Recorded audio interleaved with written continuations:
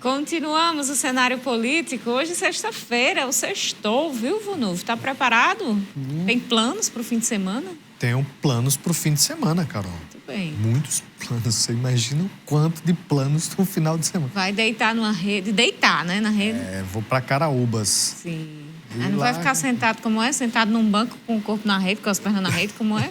Não, isso aí é só em algumas outras horas. Caraúbas a gente vai sempre... Comemorações especiais, né? Comemorações especiais, né? Na varanda azul, né? Mas eu acho que final de semana, Carol, é mais família, né? Algumas escolas vão comemorar ainda o Dia das Mães. Muitos almoços aí em espaços interessantes. Aqui em Mossoró tem também. Então, acho que dá para aproveitar bem o final de semana aí. Tá certo. Então, antes de ir para o seu final de semana, para o seu sextou, fica aqui com a gente, manda sua mensagem para o nosso convidado, vereador professor Francisco Carlos. O Twitter é @cenapoliticotcm, o WhatsApp 88028979 e o Instagram @cenáriopolíticotcm. Participe com a gente do programa de hoje. Vunuv. Vamos falar sobre eleições 2022.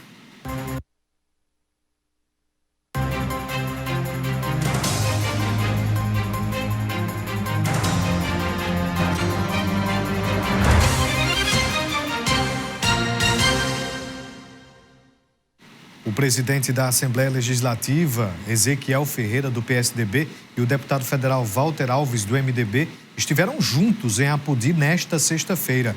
Os dois, mais o ex-senador Garibaldi Filho, foram recebidos pelo prefeito Alan Silveira, do MDB, antes da solenidade de assinatura de ordem de serviço para a construção da Ponte do Vale, no valor de R$1,5 milhão, dos quais 800 mil são de emenda parlamentar do deputado Walter. Cumpre-se aí o que foi divulgado anteriormente em nota conjunta, que vão caminhar juntos nessas eleições. Vice na chapa de reeleição da governadora Fátima Bezerra, Walter tem o apoio do presidente do PSDB, mesmo com o partido dividido sobre a disputa majoritária estadual. Interessante, Carol, quando a gente observa esta cena, porque lá em Apodi existe uma situação bem peculiar, diferente de outros municípios e até mesmo do próprio estado do Rio Grande do Norte, quando os vermelhos ou os bicudos são contrários à entrada do Walter Alves na chapa com Fátima Bezerra, porque o Alan Silveira, esse que está aí ao lado de Walter, é adversário deste grupo que venceu as últimas eleições. Então, quando a gente vê aí a foto, com eles vestidos aí de verde, poderia ter mais presença ali dos vermelhos, porque eles agora são juntos, são de um bloco só, são de um palanque só que eles não vão caminhar juntos, porém, existe aí este apoio e Apodi deverá ser uma das cidades beneficiadas com essa junção, Fátima-Walter, porque agora as atenções, como a gente está vendo ali, poderão estar mais fáceis aí, visto que poderão estar no poder, no governo, se assim a chapa for eleita. Pois é, opositores históricos agora estão do mesmo lado, mas não tanto, né? Pelo menos em Apodi. Vamos voltar à nossa conversa com Francisco Carlos, vereador do Avante. Daqui a pouco a gente fala disso. Vereador, agora a pauta lá na Câmara Municipal é a Lei de Diretrizes Orçamentárias, que tem realmente 2 pontos que são mais polêmicos, 2 pontos sensíveis. A gente tem trazido aqui reportagens para o nosso telespectador sobre estes assuntos. A oposição pretende judicializar a LDO?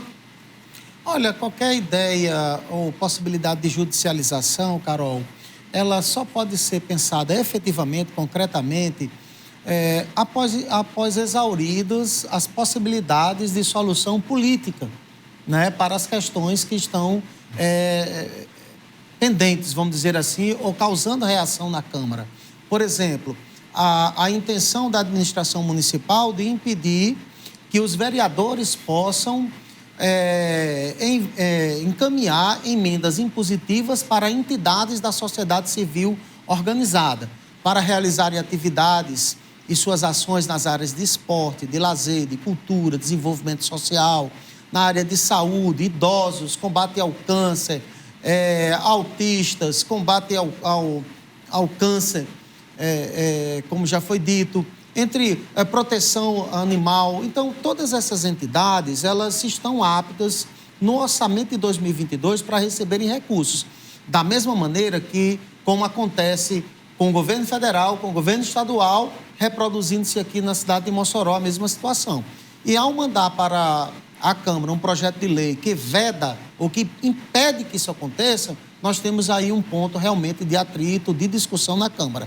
Mas nós acreditamos que a gente vai conseguir superar. A pressão das entidades na Câmara é grande, né? E acredito que a gente vai superar. Superando, não haverá motivo para judicialização. Uma outra questão diz respeito à possibilidade de, sendo aprovado da maneira como está na LDO, o prefeito poder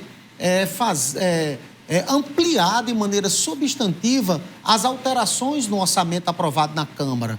Essas alterações, elas vão hoje até 25% da lei aprovada, sobre o valor aprovado em lei. Já é um valor bastante alto, né? Já foi objeto, inclusive, de discussões em muitas outras ocasiões, inclusive em outros governos, mas agora o prefeito quer mais liberdade, quer além disso.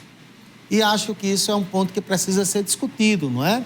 Na cidade de Natal, por exemplo, esse percentual é de 10%. Aqui nós vizinhos Apodi, falava agora de Apodi, alguém me dizia que era 8%. No governo do estado não é mais do que 10%. Mas aqui é 25%, e o prefeito está achando que precisa de mais. Então, isso significa dizer que, aprovado da maneira como está, o orçamento vai poder ser aprovado um e executado o outro completamente diferente. Então, a gente realmente está preocupado com isso. Sobre as emendas impositivas, vereador, já existe uma legislação que reza que 50% das emendas devem ser destinadas para a saúde. Esta mudança poderá desvirtuar esse processo e direcionar ali 70%, na verdade, para a saúde e para a assistência social, deixando 30%, mas de acordo com o que diz ali o Executivo. Vocês acham que esse processo vai ser revertido, vai permanecer como está, ou vai variar essa porcentagem? Essa porcentagem de destinar 50% das emendas para a saúde já existe no plano federal, no plano estadual e também já existe no município de Mossoró. Em função da LDO, que impede o repasse de recursos para as entidades, o vereador Genício Alves, líder governista, certamente tentando encontrar um meio termo aí, apresentou uma emenda no qual é possível apresentar emendas para as entidades, só que em até 30% do valor total das emendas, porque 70% ficariam destinados para essas áreas de que você falou. Nós já observamos que não é possível a aprovação dessa emenda da forma como está, justamente porque ela não deixa claro os 50% da saúde, que este a gente não pode mexer. E em relação a essa questão do remanejamento, do teto de remanejamento, tem tido conversa entre as bancadas sobre isso? Olha, houveram muitas emendas que foram aprovadas nesse sentido, emendas modificativas, emendas supressivas. A maioria delas, ou quase todas elas, dos vereadores de oposição. Os vereadores que apresentaram mais emendas foi eu e o vereador Pablo, 11 cada um, 11 emendas cada um. São 22 emendas, ao todo foram 29 emendas. E uma da situação, 28 da oposição. Ainda não progrediu uma discussão sobre essa questão. A gente ainda espera discutir esse assunto. Vereador, você não acha que foi erro de digitação ali quanto à modificação do orçamento? Porque, segundo o que a gente acompanhou ali, é dito que não pode, não menos que 25%. Então, libera 100% ali do orçamento. Exato. Pode ter sido um erro ou foi realmente isso que aconteceu? Eles enviaram com este termo? Dizer que, olha, o que a LDO diz, que quando a lei orçamentária foi enviada em setembro para a Câmara, o percentual de remanejamento será não inferior a 25%. E antes era até no máximo 25%. Eu não acho que tenha sido um erro de digitação, eu acho que foi intencional, o texto está claro, e da maneira como está lá, é coerente com outros dispositivos que encontra na lei, que aumenta a liberalidade para o município remanejar o orçamento. Então, eu acho que era essa a intenção mesmo do município, mas eu acho que vai se ver, vai se constatar que não é razoável isso, vai ser alterado pela Câmara. Esta semana, na Câmara Municipal, houve uma discussão sobre a inauguração, o anúncio de execução de obras, de ações, mas que o prefeito não estaria dando os devidos créditos aos autores destes projetos ou a quem destinou verbas para os projetos. A professora Marleide Cunha, acertei o nome, né? Cunha. A professora Marleide Cunha, ela falou sobre emendas do senador Jean Paul Prats, o vereador Pablo Aires também, e o senhor também falou sobre este assunto. No caso do pronunciamento do senhor, que verbas foram essas que o prefeito Alisson Bezerra não anunciou? Olha, eu já venho falando disso há bastante tempo na Câmara, na verdade, não é?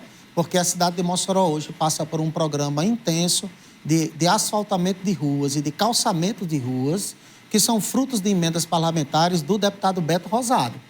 E na cidade, a Prefeitura Municipal e o senhor prefeito Alisson Bezerra não dá essa informação, né?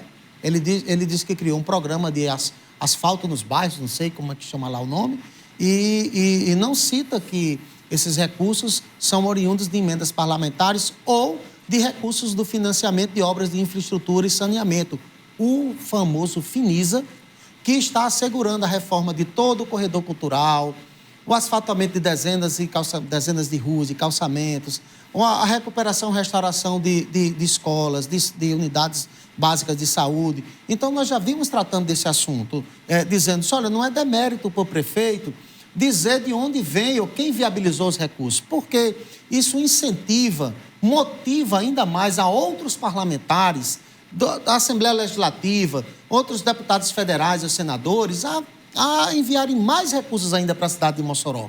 Porque você imagina, Carol, aquele senador, aquele deputado federal, colocar um recurso lá para a cidade, depois não ter um agradecimento, não ter uma menção, não é? Então, isso não é razoável. Não aconteceu só com o Beto. A vereadora Marleide estava falando das areninhas de esporte que foi viabilizada pelo senador Jean Paul. A senadora Zenaide havia colocado recursos para a saúde mental, não é? E não havia sido aplicado. A deputada Isolda, o castramóvel, não é? Que também ainda não foi executado. Tem Por que também que o senhor ali... acha que isso acontece? Olha, assim, eu acho assim que é uma posição assim, equivocada, né? Porque não dá para conduzir essa política da maneira como foi feita antes. Antes você podia esconder a origem. E aí as pessoas não tinham como saber, porque os canais de comunicação não funcionavam. E hoje não é assim. Então, eu acho que é possível ganhar, o município ganha muito mais, a prefeitura ganha muito mais, o prefeito ganha muito mais, quando ele reúne e reconhece seus parceiros, mesmo que ele tenha divergências políticas, não é? Bom, então tem uma divergência política com fulano de tal, mas ele mandou 500 mil reais aqui e eu preciso agradecer, porque a cidade precisa. Então, são relações institucionais, não é? Eu acho que não é uma boa forma de conduzir. Vamos então fazer um intervalo. No próximo bloco a gente volta e fala sobre política partidária e eleitoral com o vereador professor Francisco Carlos.